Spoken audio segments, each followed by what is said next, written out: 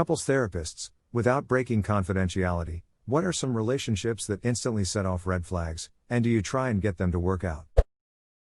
Contempt. When I experience true contempt from one in the relationship, I know it is usually over. Look towards a peaceful ending at that point if possible. Contempt, one of Dr. John Gottman's 4 horsemen predictors of divorce. Along with criticism, stonewalling, and defensiveness. Yes. Yet I place contempt above them. One can usually work through the others just by reflecting the behavior patterns, yet contempt borders on hatred. Dug in hatred? Absolutely. You can figure out why you're being critical, you can figure out why you're not responding, you can figure out why you're being defensive. But if you have outright contempt for the person, there's not an easy way to move past that. Once you're in the "I hate even looking at your stupid ducking face" territory, the relationship is pretty much over whether you realize it or not. Once the sound of their breathing makes you want to ask, could you just stop? It really is over. People who approach therapy with the idea that they must convince the therapist that they're right and their partner is wrong. Almost like they're complaining to a parent or boss to have them sort out the problems. Yes, my patient wanted me to pick a side, and complained about the partner every single time. When I pointed that out, that person just said, "You don't understand?" At that point I would just feel bad for the person. Someone else's response made me think of this one. When a partner raises objection to meeting with me individually. During the first session I share that during assessment I like to meet with them both together and once each individually. Occasionally I'll have partners who suddenly become very critical or suspicious about this. Asking why I do that, and is it ethical, and the classic "I've never heard of a marriage counselor doing that before." It goes beyond curiosity or simply inquiring about practice. There is an incredulous and almost panicked tone to it.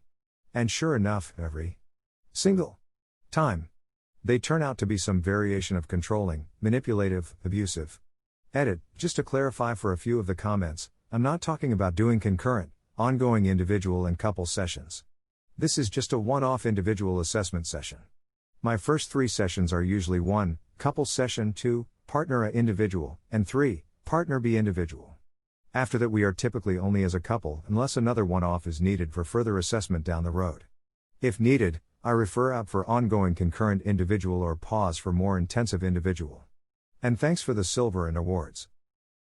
This makes a lot of sense. It's like they are scared of not being able to control their or someone else's image if they can't be in the room with them. That's exactly what it is. I can't be in there to interrupt or offer my more correct version of the story.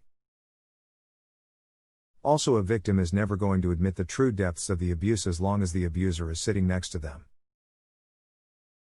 It happened with my parents to the point where my abusive father would tell my mother what she was and wasn't allowed to talk about in a counseling session.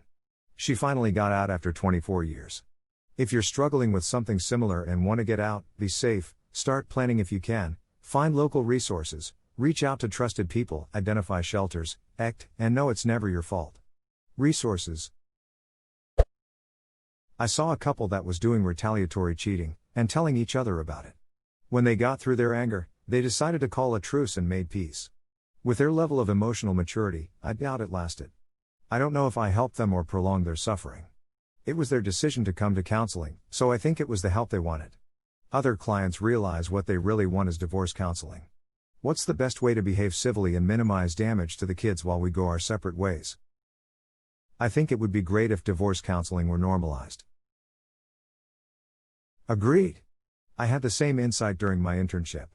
I provided couples counseling to 2 girls who were platonic best friends. They simply couldn't handle the stressors of becoming roommates. They separated domestically to save their friendship. This was a gem of a happy ending. That's so cute that they went to family therapy together as friends. Good for them. If we could just normalize and even encourage all kinds of therapy, that would be great. Edit. Unfortunately, therapy is not an accessible or affordable reality for everyone. That is a very real, but separate problem. It absolutely should be easy to afford, and far less difficult to navigate. Therapy should also no longer be a taboo subject or have negative connotation. And also make it affordable, please. This right here. I'm depressed. I need therapy. I have no insurance. Sessions with a therapist are like $200. I can't afford that. What the duck am I supposed to do? All the advice I can find online is to give therapy a chance. Really lean into it. That kind of thing.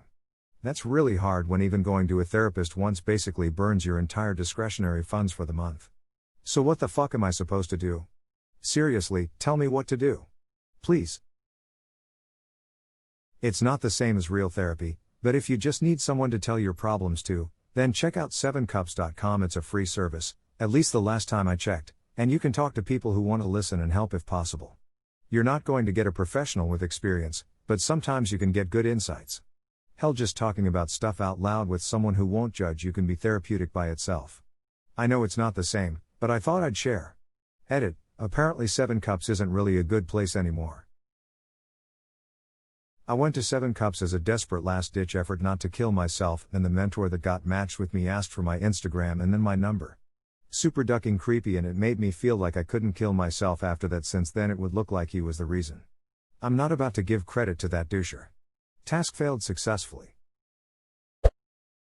I'm not a couples therapist, but I recommended a couples therapist to a coworker for some premarital counseling. My partner and I had really enjoyed our premarital sessions from this super nice therapist, and when a girl from my work got engaged, she asked for his number. The day after their first session, I got a call from the girl saying, "I can't believe you sent me to this horrible, invasive, rude counselor." I was in a panic. Oh no. What happened? She explained, "We went in there and sat down, and the first thing he asked was, 'So, why do you want to get married?' How rude is that? How dare he?" That's when I realized that maybe their relationship wasn't going to pan out. They called off the wedding a few months later. It's very easy to work out when one person knowingly prioritizes their own wants and needs over their partner's. Relationships like this are often doomed because the person simply doesn't care enough to make any meaningful change. This hits hard. I've been trying with my wife, but she's not interested. She asked to separate just before Christmas, asked her to move out on my birthday earlier this week. It hurts to be in the same house with someone you love but who isn't able to feel the same. But it also hurts to be apart from them. #X200B edit. I am amazed by how many people have gone through or are going through the same thing. It's reassuring that I'm not alone. Thanks for your kind replies, and I hope you all find happiness. Smile. Man, I feel you so hard. Can't compare separating from a wife, though I just split with my GF of 4 years 1 week before Christmas. We still live together in our flat, like roommates now. And oh god, the changing feels are the worst. One's never sure what's the right thing to do. Stay positive. It will get better.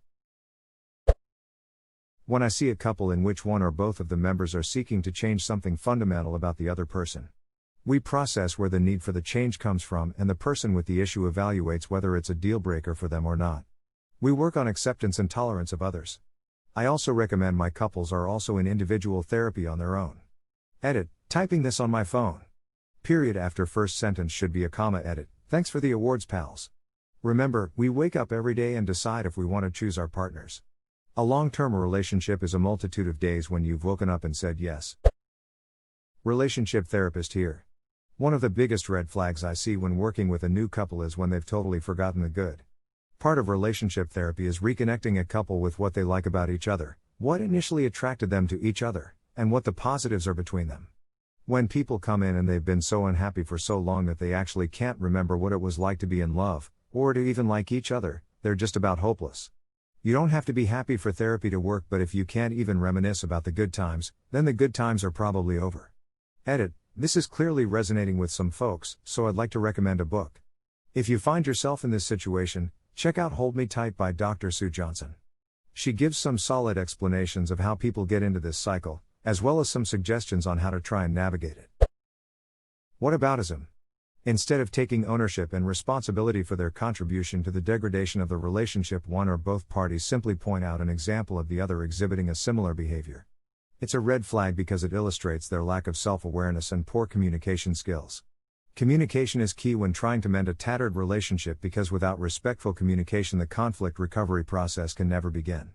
In the conflict recovery model, both parties agree to the terms under which they will communicate: no yelling, no interrupting, no I told you so's, etc. Each party gets a chance to share how the other's actions make them feel.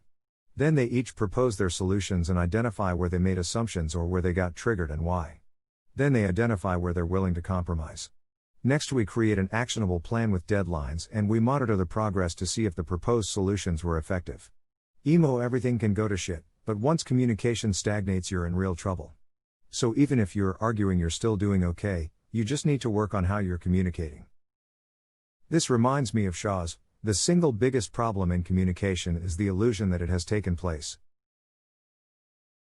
That accurately describes a scary number of people I know.